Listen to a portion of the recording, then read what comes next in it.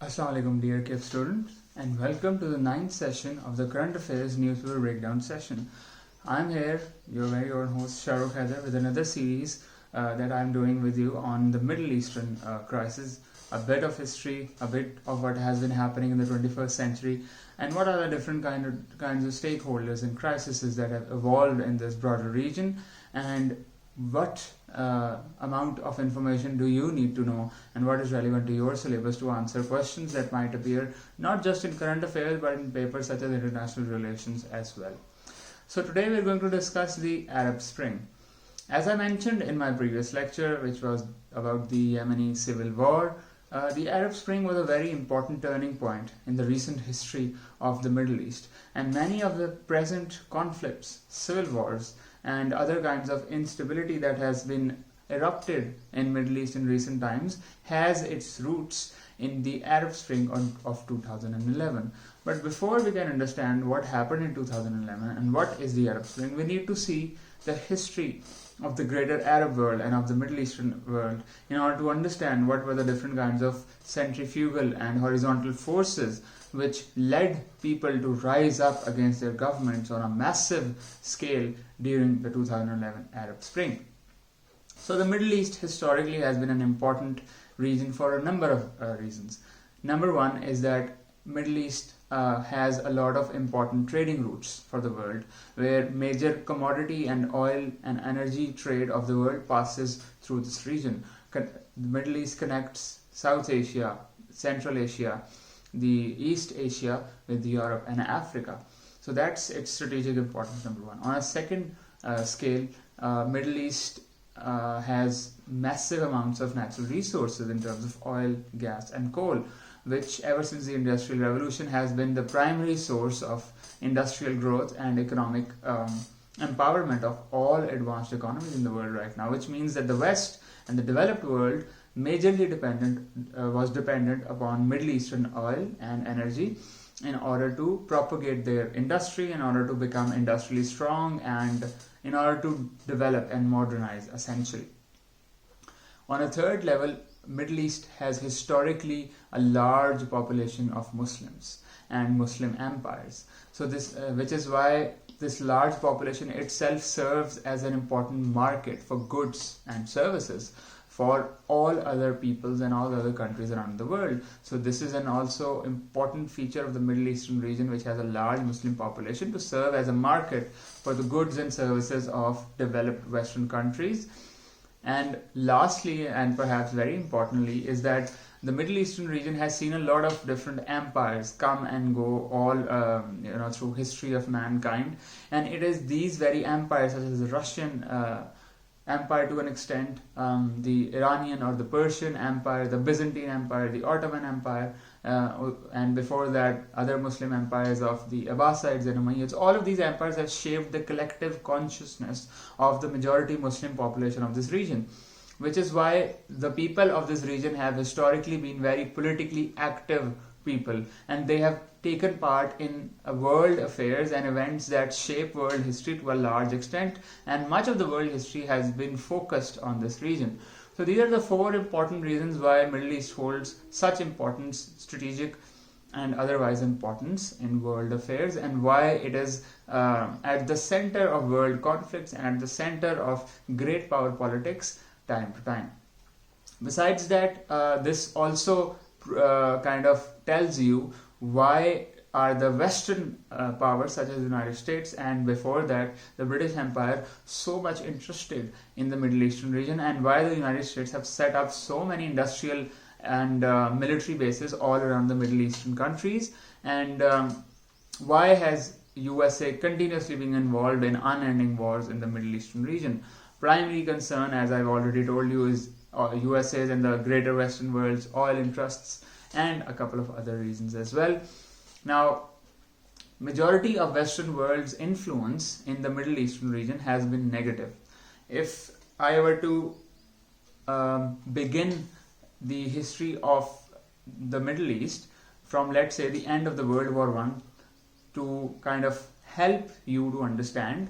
why and how did the Arab Spring happen in 2011, I think the end of the World War I is a good point in history to start. So at the end of the World War One, the Ottoman Empire came to an end, and all the territory and the land and the people that were under the dominion of the Ottoman Empire were then divided among the French and the British empires respectively. The British Empire took majority of the land and the majority of the people,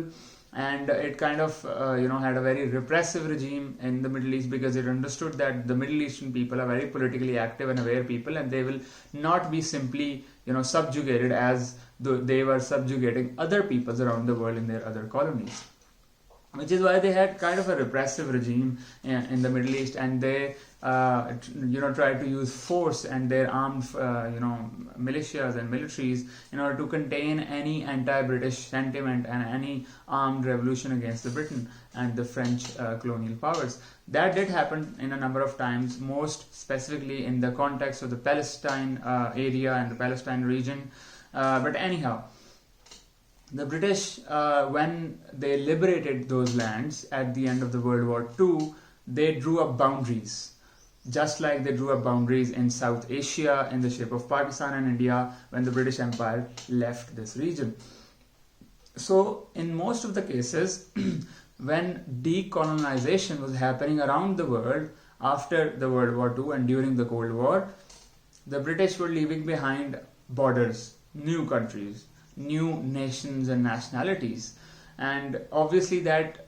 included a lot of anti-colonial movements and anti-colonial leaders who were leading the charge towards seeking independence in new countries that were being decolonized by the British and the French empires respectively. However, the British especially were very keen in leaving those colonies as soon as possible with as little effort and as little you can say involvement in the political process of those colonies as possible, and in order to spend the least amount of resources that they could. So due to that, they did not pay much attention to the ground realities in their own colonies, which they were now carving up into different nationalities, making borders, which is why these borders in majority of the cases were very arbitrary, and they did not reflect the realities on the ground, which is why these borders even divided entire communities and families right in the middle. A good example of that are the Kurds of the Middle Eastern region, who deserved to have their own nation because they are a nationality and they are substantial in population. But even though the British Empire promised them over and over again that they will get their own nation, they never did, and they have been divided in 4 countries: Iraq, Iran, Syria and Turkey. Similarly, the border that were drawn between India and Pakistan were drawn by Radcliffe, who was a lawyer, a British lawyer, who had never before even once visited India before and absolutely did not understand the ground realities of India, which is why the partition commission led by Radcliffe revealed very arbitrary borders and discriminatory in nature, and a historic injustice was done to the new Republic of Pakistan. But anyhow, more on that in another lecture. So now all the countries that emerged after the World War II during the decolonization of the British and the French Empire, they had contested borders among them. Iraq, Iran, Syria, Turkey, Jordan, all of these countries were previously part of, majorly part of the British Empire, which they seized from the Ottoman Empire after the World War I. And now they were finding themselves increasingly at odds with their own neighbors, who previously were all part of one united Ottoman Empire. So then these countries started to have hostilities and fought some wars as well to gain more territory from other countries who were separated from them by the Britishers. So that's another important reason why arbitrary borders is another important reason why there has been consistent conflict over conflict in the Middle Eastern region throughout history. So that's 2. Number 3. Ever since the British liberated, the Middle Eastern region, majority of the new countries that emerged were then passed on into the rulership of despotic, autocrats. In many cases, they were either kings and kingships, and in other cases they were brutal dictators such as Saddam Hussein, or kings in the case of, let's say, King Salman and King Shah Faisal, and in many other instances, majority of these new countries were ruled by very absolute and repressive monarchic regimes. So this is another important reason why Middle Eastern region has been consistently unstable, because military dictatorships and kingdoms in nature are more aggressive in their foreign policy, because they constantly fear attack from their adversaries rather than being more conducive to trade and cooperation and multilateralism. That did not happen in the previous world, so to speak, before democracy, when majority of the world was ruled by monarchies, because monarchies were always suspicious of each other and they waged war upon war against each other in order to win more land and to become more secure. Which is why majority military dictatorships and monarchies of the Middle East were also almost always engaging in military conflicts all around the region in order to gain more power and to assert themselves, such as, for example, the 1979 Iran-Iraq war, which was started by the military dictator Saddam Hussein, and the 1991 Gulf War against Kuwait, which was already also started by the Ba'athist military regime of Saddam Hussein. So anyhow, these are important reasons why A, Middle East has always been a center of conflict. B, Middle East has such an important importance in global politics and geopolitics of the greater Asian continent. And C, why the people of the Middle East have been historically disenfranchised by their own despotic rulers, and why those people have had harbored negative emotions and hatred towards their own despotic and oppressive regimes. Fourth reason for why people of Middle East were consistently unhappy with their own regimes is related to the kind of policies and to the kind of regimes that these dictators and these monarchs set up in their respective countries. So, for example, perhaps the biggest concern of majority of monarchies and dictatorships in these countries was A, to maintain their power, to maintain the status quo, and B, to maximize their own wealth, which is why these monarchies and dictators sold off state assets and state resources to other great powers such as the United Kingdom, France, and other United States and other powers, just to maintain their own power at any stake and make themselves more wealth at the stake of their own populations. So, and it's interesting to note that a lot of Western authors as well, including Noam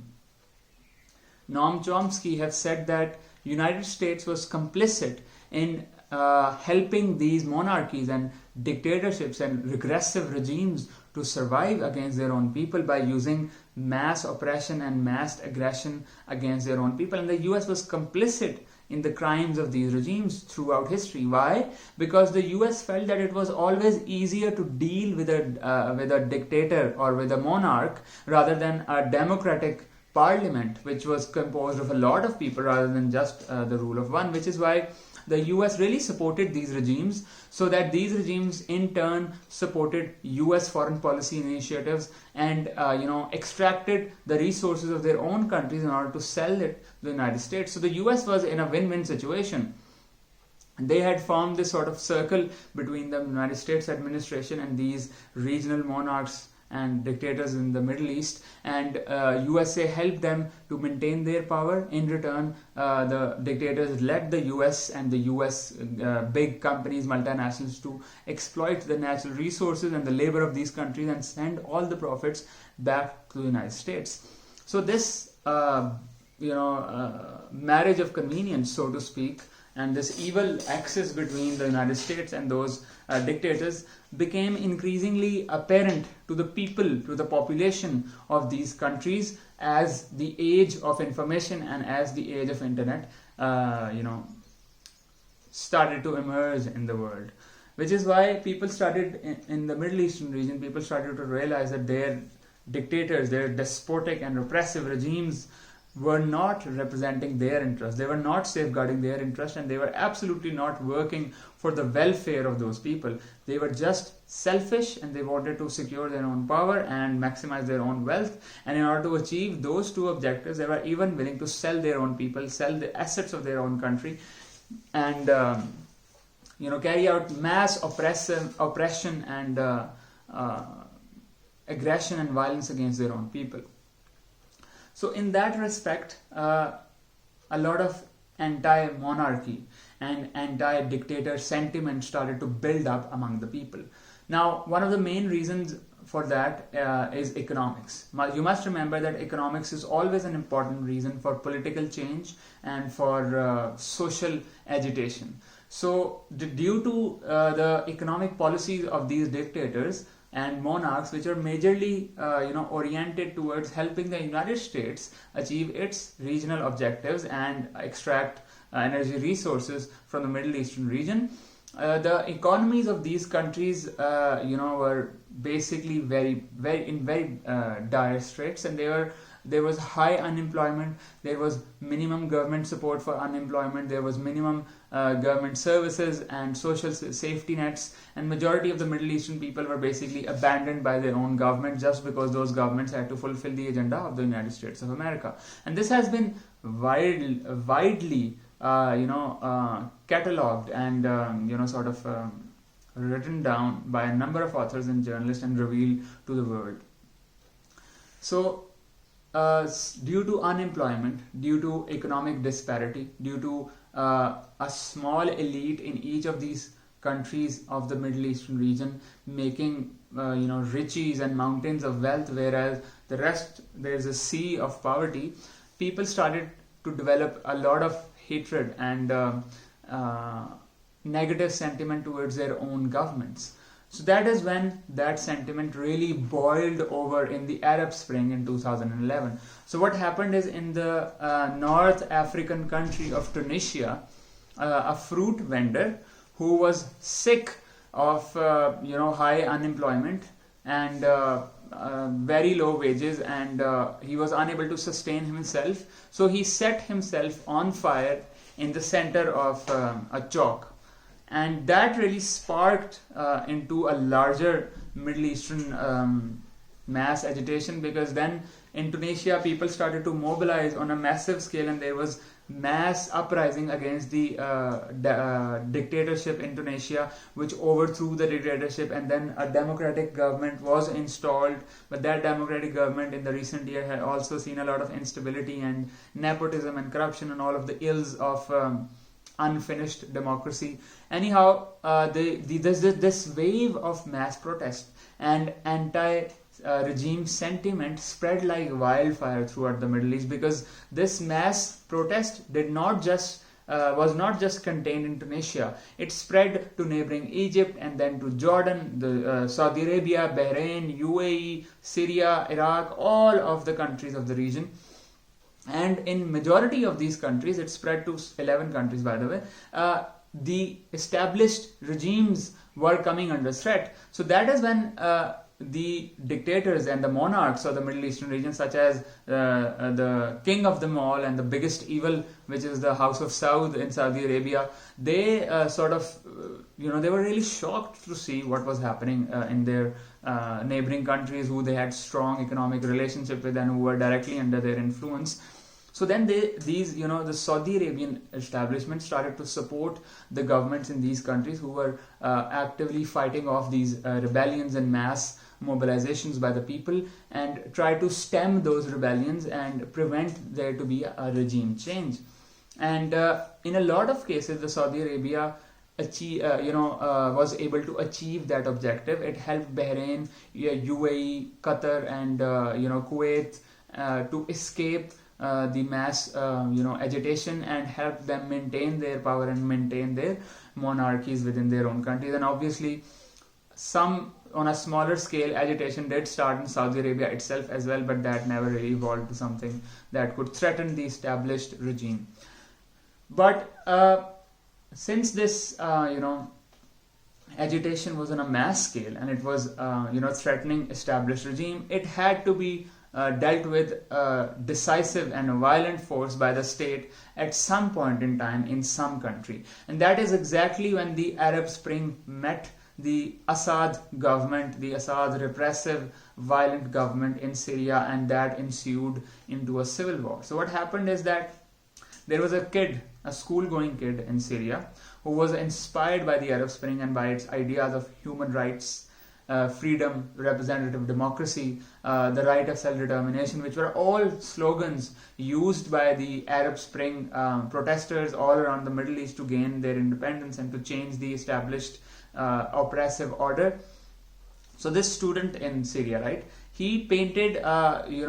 these revolutionary symbols on a wall of his school somewhere in Syria, and he was right there shot and killed by the police forces. This news somehow spread in much of Syria, and then the mass uprising started. So once the mass uprising started, the Syrian government of Bashar al-Assad started to use violence and started to kill the protesters on an unprecedented scale, and that led to those protesters taking up arms themselves. That was basically the beginning of the Syrian civil war. Now the Syrian civil war has evolved ever since then, in 2014 I believe, and it has taken many dimensions. It has changed the world politics, it has changed the political momentum of Western democracies, and it has had long lasting effects on much of the world. Now the Syrian civil war, we're going to discuss it in the next lecture, so keep tuned in, and remember, in the details of this video below, be sure to press show more, because I have attached important relevant documents to the Arab Spring in the details. With that, I thank you for your patience, good luck, and keep tuned in.